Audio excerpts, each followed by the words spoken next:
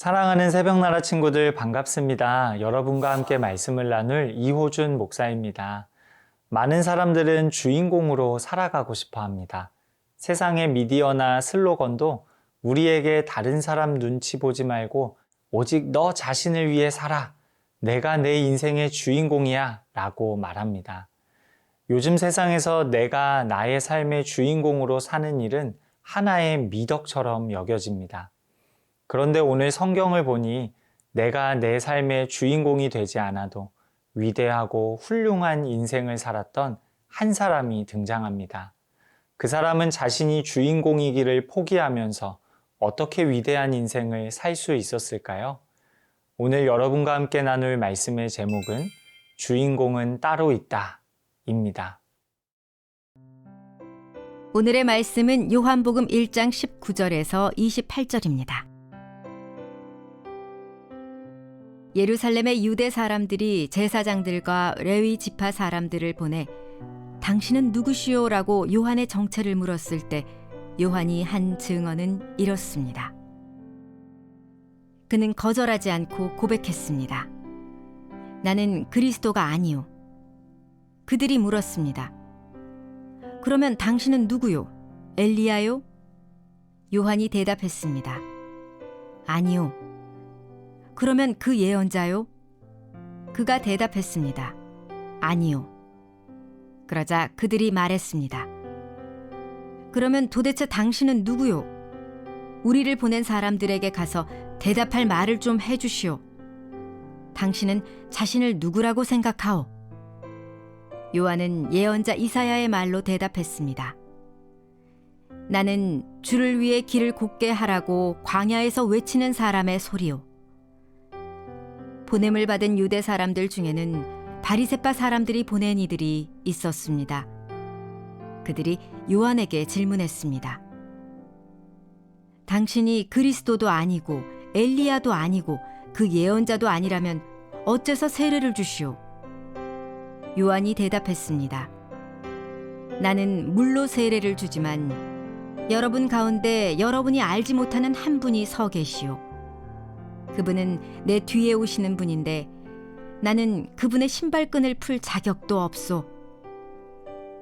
이 일은 요한이 세례를 주던 곳 요단강 건너편 베다니에서 있었던 일입니다.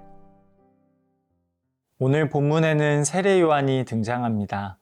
요한복음 1장 6절에 의하면 세례 요한은 분명 하나님께서 보내신 사람이었습니다.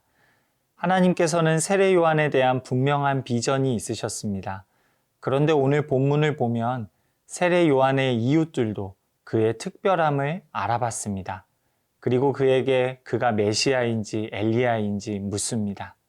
세례 요한은 그들의 질문에 이렇게 답합니다. 오늘 본문 23절을 함께 읽겠습니다. 요한은 예언자 이사야의 말로 대답했습니다. 나는 주를 위해 길을 곧게 하라고 광야에서 외치는 사람의 소리요. 세례 요한은 자신의 정체성과 소명을 분명히 알았습니다. 그는 자신을 주를 위해 길을 곧게 하는 광야에 외치는 소리로 이해합니다. 그는 자신의 삶을 소리로 이해합니다. 그리고 그 소리는 나를 위한 소리가 아니라 주님을 위한 소리입니다. 소리란 외칠 때에는 그 있음이 분명하지만 외치고 난 뒤에는 형체 없이 사라집니다. 세례 요한은 그와 비슷한 삶을 살아갔습니다. 보통 사람은 자신을 주인공으로 내세울 때 목소리가 커지곤 합니다. 하지만 오늘 세례 요한은 자신을 주인공으로 내세울 때가 아니라 주님을 주인공으로 내세울 때 목소리를 크게 냅니다. 그는 주님을 위한 소리로 삽니다. 지금 그는 자신이 주인공으로 사는 삶이 아니라 주님을 자신의 삶의 주인공으로 모시며 살고 있습니다. 세례 요한의 삶을 보면 하나님을 주인으로 모시는 삶이 쉽고 간단하지는 않아 보입니다. 그러나 그의 삶은 우리에게 나의 삶과 마음의 주인을 예수님으로 둘 때 오히려 누구보다 가치 있고 위대한 인생으로 하나님의 구속사에 기억될 수 있음을 확인시켜 줍니다. 세례 요한은 주변 사람들의 비난과 의심에도 불구하고 묵묵히 자신의 소명을 다합니다. 그는 부르심을 받은 곳에서 묵묵히 자신이 해야 할 일을 해냅니다. 사랑하는 새벽나라 친구 여러분, 우리가 우리 삶의 주도권을 하나님께 완전히 내어드리고 예수님을 우리 삶의 주인공으로 모실 때 하나님께서는 그분의 역사의 주인공으로 우리로 살아볼 수 있는 기회를 주십니다. 오늘 하루 내 삶의 주도권을 하나님께 내어드리며 나에게 주어진 삶 속에서 하나님의 동역자로 살아가시는 저와 여러분이 되길 소망합니다. 그 자리를 통해 하나님께서 우리의 인생을 위대하고 풍성하게 채워 가실 것입니다.